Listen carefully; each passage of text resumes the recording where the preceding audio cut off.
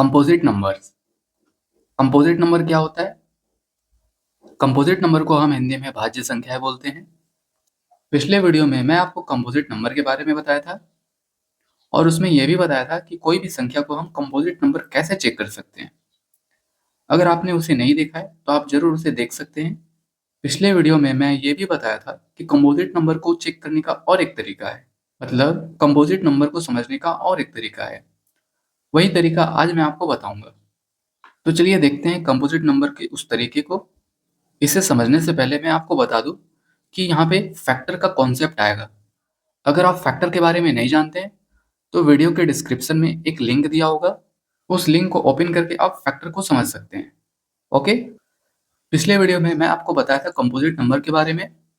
उसमें मैं बताया था कि अगर कोई संख्या विभाजित हो रही है तो वह संख्या कंपोजिट नंबर होगा। ये पिछले वीडियो में मैं बताया था। कंपोजिट नंबर को और एक तरीके से समझ सकते हैं। कंपोजिट नंबर को समझने का और एक तरीका है, देखिए, कोई भी संख्या जिसका फैक्टर 2 से ज्यादा है उसको हम कंपोजिट नंबर्स बोलेंगे। तो मैं यहाँ पे लिख देता हूँ, वह संख्या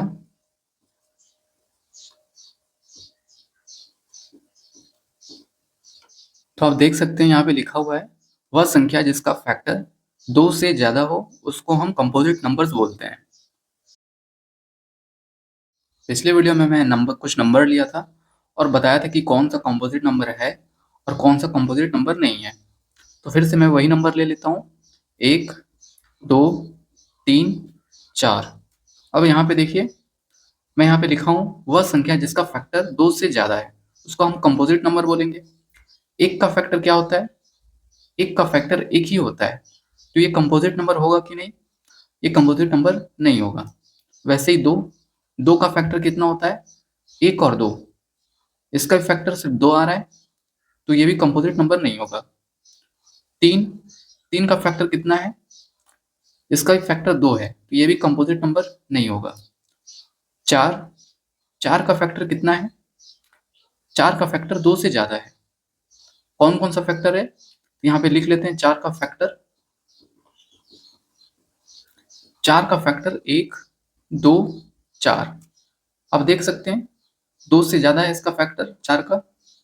अब गिनेंगे 1, 2, 3, तो आप देख सकते हैं 4 का फैक्टर 2 से ज्यादा है, मतलब ये कंपोजिट नंबर होगा। ओके। क्यों होगा? क्योंकि इसका फैक्टर 2 से ज्यादा है और यहाँ पे मैं लिखा भी हूँ, जिसका फैक्टर 2 से ज्यादा होगा वो कंपोजिट नंबर होगा। एक बार फिर से समझिए, अगर कोई भी नंबर जिसका फैक्टर 2 से ज्यादा होगा वो कंपोजिट नंबर होगा। कंपोजिट नंबर मतलब हिंदी में भाज्य संख्या है, मतलब वह नंबर जिसका फैक्टर 2 से ज्यादा है। हिंदी में बोलो तो वह संख्या जिसका गुणनखंड 2 से ज्यादा हो उसको हम भाज्य संख्याएं बोलेंगे। ओके। तो इसको समराइज करते हैं फिर से। कंपोजिट नंबर क्या होता है? कंपोजिट नंबर वह संख्या होते हैं जिसका फैक्टर 2 से ज्यादा हो, उसको हम कंपोजिट नंबर बोलेंगे। तो आप कंपोजिट नंबर के बारे में जान चुके हैं। अगर आपको कुछ डाउट है या फिर समझ नहीं आया तो आप जरूर बता सकते हैं। ओके।